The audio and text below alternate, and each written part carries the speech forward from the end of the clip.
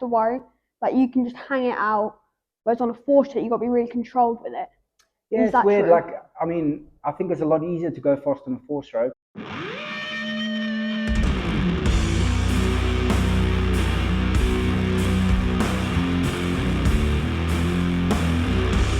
Hey guys, you're watching 5 Minutes with Fletch, and I'm Neville Bradshaw.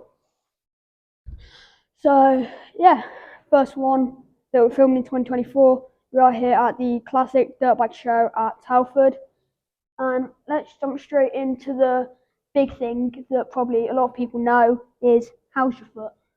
Yeah, I got it's not an ideal situation. I got a bit of bad news in the week. Obviously, I heard it in Manchester, and I spent 3 weeks there in like a cage on my foot, and then they operated on it, and then I had my checkup in Northampton on Thursday, and yeah, there wasn't a successful operation, and it looks like they're going to have to go do another operation to fix it. So a little bit frustrating. I'm 5 weeks down the line now, and it's pretty much like I'm square one still. So can only get better. So just trying to stay positive with it.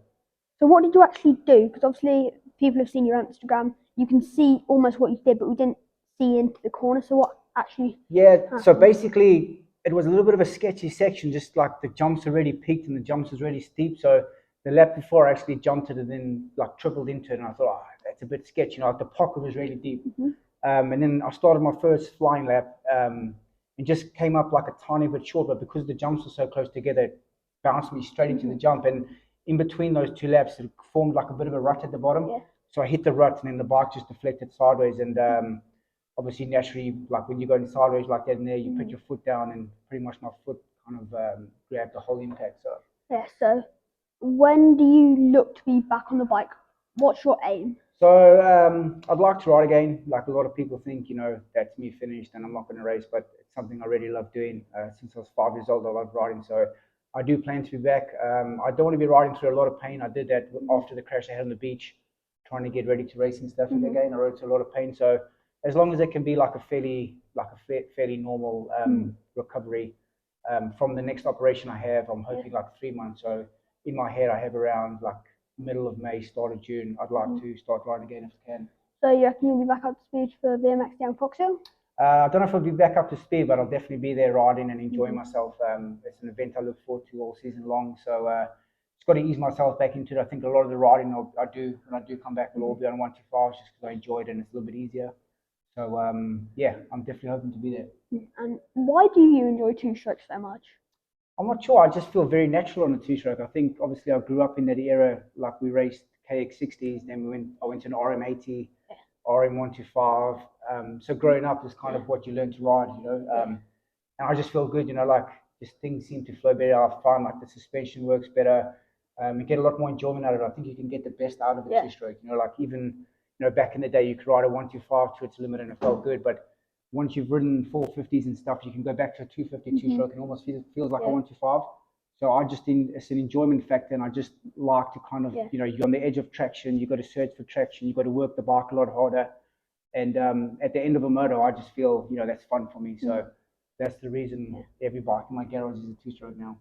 A lot of people say you can just hang out a two-stroke and you don't actually have to worry. Like you can just hang it out, whereas on a four-stroke, you've got to be really controlled with it. Yeah, it's weird. True? Like, I mean, I think it's a lot easier to go fast on a four-stroke. Obviously, there's a lot of torque off the bottom, but to be a good two-stroke rider, you've got to carry a lot of momentum around the corners. You can't slow down and try to get going again. Especially when you ride the older ones, like when you ride the 96 or the 89 CR125, you've got to carry a lot of momentum because there's no stopping or going. But you can. I think you get away with a lot more. The way the suspension reacts with how the engine works, I think the two-strokes do react a bit better, and you've got a lot more control, I feel, anyway. So obviously, I think it's quite clear it hurts when you break something. Physically, it really hurts. But how mentally painful is it? It's tough, like when I broke my leg, I knew I'd broken my leg, cracked a bone in my hip, and I broke a couple of ribs. But, obviously I was in pain, I was on gas and air and stuff, but, it's more the emotional pain of like all the money you spent to get ready, the time that you put into riding. I really wanted to do the series.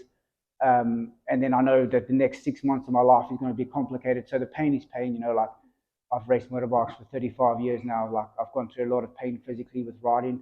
And then just mentally as well, like I'm a kind of guy that I always need something to look forward to. That's why I race now, is because like, right, I'm going to race in Italy in 2 weeks. I've got to get ready. Right, I'm going to do Arenacross, and then that's going to bring me into the motocross season. So I kind of always need something to look forward to. Where now I know for the next 3 months of my life is, I don't really have much to look forward to. So that part is tough, and then obviously the surgery's gone wrong. So just mentally, it's hard to kind of like, it's hard to see an end point and an end goal, So that's, but races are tough. Like we can't learn to deal with it, and you just got to try and think positively and know you'll be back.